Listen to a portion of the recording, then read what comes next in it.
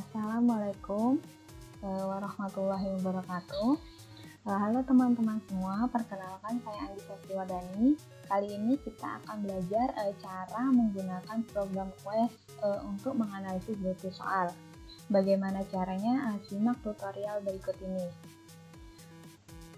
Program Quest itu sendiri kita gunakan untuk menganalisis butir soal untuk mengetahui apakah suatu soal tersebut atau perangkat instrumen penilaian tersebut layak untuk digunakan dalam suatu proses penilaian. Nah, sebelum menggunakan program Quest, pastikan kita mempunyai data, perintah, kemudian program Quest itu sendiri. Nah, kemudian bagaimana cara menyusun data yang akan kita analisis menggunakan Quest? Contohnya seperti ini. Nah, di sini terlihat telah disusun dengan menggunakan Notepad, boleh menggunakan program lain, tetapi output dari program tersebut berupa TXT atau DAT. Nah, angka di depan ini itu menunjukkan identitas dari responden atau siswa. Kemudian kita beri spasi, lalu kita tuliskan jawaban dari responden tersebut. Kemudian, setelah data sudah tersusun, kita menyusun perintah. Perintahnya terlihat seperti ini. Yang pertama itu ada title atau judul. Di sini saya beri judul prestasi.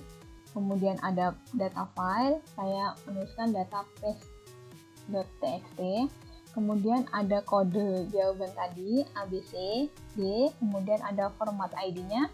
Ini adalah format dari nama responden tadi, ada 4 kolom, kemudian item soalnya. Kemudian ada key, ini adalah kata kunci atau kunci jawaban dari soal yang telah dibuat. Kemudian ada set width, nah ini adalah ukuran kertas, tidak usah diganti. Kemudian ada estimate. Nah, lalu kita minta untuk menunjukkan ini, ada show. Nah, apa saja yang di-show? Ada beberapa file, ini filenya yang akan ditunjukkan dari program Quest. Kemudian ada quit. Nah, quit itu sendiri adalah perintah untuk mengakhiri program Quest setelah dia berhasil meng-run data yang tadi. Kemudian, bagaimana cara menggunakan Quest tersebut? Nah, kita copy terlebih dahulu. Kemudian kita membuka aplikasi Quest. Nah, ini tinggal kita Ctrl V atau paste. Kita tunggu. Kemudian, nah, terlihat ini ada kemudian Quest akan langsung menjalankan programnya sendiri. Nah, jadi kita tidak perlu menutup program atau diakhiri perintahnya. Jadi setelah Quest menganalisis, otomatis akan keluar data seperti ini.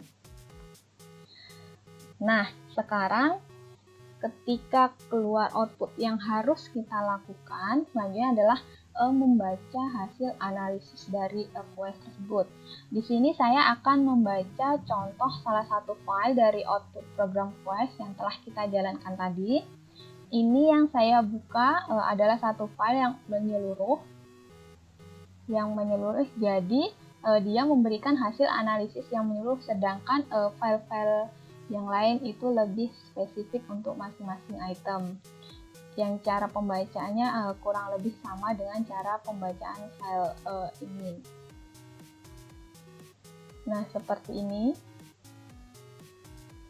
Di sini yang pertama ada judul dari analisis yang tadi, ini ada judulnya, prestasi.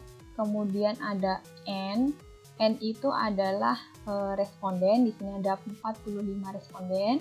Kemudian ada L itu item soalnya ada 50 dengan probabilitasnya itu 0,50. Kemudian ada data file, itu nama yang telah kita buat tadi di perintah. Data format data format juga disebutkan. Kemudian ada pack width-nya tadi sama. Nah, di sini kita bisa turun ke bawah. Kita melihat ini. Nah, di sini terlihat bagus. Jadi tidak ada kasus yang di-delete. Nah, tidak ada yang di-delete sehingga semua item, semua kata kunci atau kunci jawaban, semua responden atau siswa dapat dianalisis. Di sini yang perlu diperhatikan adalah yaitu ini, reliability of estimate. Nah, reliability of estimate ini di sini adalah nilainya 0,82. Nah, apakah artinya? Jadi, reliability dari item-item atau soal-soal yang telah dianalisis itu 0,82 itu jadi semakin mendekati 1 itu artinya semakin reliable atau semakin bisa diandalkan. Kemudian kita lihat infit min in square dengan outfit min square, di mana nilai untuk dari infitnya itu sendiri minnya adalah 1 dan outfitnya adalah 1,02. Jadi rentang di mana item yang dianalisis dikatakan layak itu di antara 0,5 hingga 1,5. Artinya item yang Anda analisis tadi layak untuk digunakan. Kemudian kita melihat ada kolom seperti ini.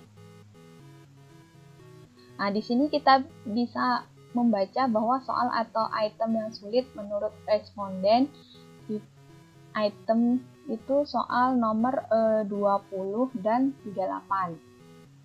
Sedangkan soal item yang paling mudah itu soal nomor 50. Nah, ini akan bisa memberikan gambaran kepada Anda sebagai pembuat soal bahwa mungkin soal yang terlalu sulit bisa dibuang atau dieliminasi, dan soal yang terlalu mudah juga bisa dibuang atau dieliminasi. Karena soal terlalu sulit dan mudah itu akan kurang memberikan daya beda ke peserta atau responden. Kemudian kita ke bawah lagi. Di sini ada infit min sure dari masing-masing item. Apakah dia fit to model atau tidak fit? Kalau tidak fit, artinya soal tersebut tidak layak digunakan dalam suatu proses. Jika itu fit to model, jadi soal itu layak untuk proses assessment. Selanjutnya di sini dikatakan fit to model berarti dia memiliki nilai dari ini kira-kira 73 sampai nilai 1,3. Jadi di sini sudah diberikan rentang item-item. Ini adalah rentannya yang memenuhi syarat yang fit to model. Nah, itu dia berada pada skala ini. 73 sampai 1,3. Nah, ini yang diberi tanda bintang ini, soal-soal ini terdapat pada rentang tersebut, yang artinya item-item tersebut dari item 1 sampai item 50 yang telah dianalisis tadi cocok digunakan dalam suatu pengukuran. Demikian tadi cara untuk menggunakan program Quest dan cara membacanya. Semoga video ini dapat membantu dalam mengerjakan teori respon building atau menganalisis soal. Jangan lupa like, komen, dan subscribe ya teman-teman. Terima kasih.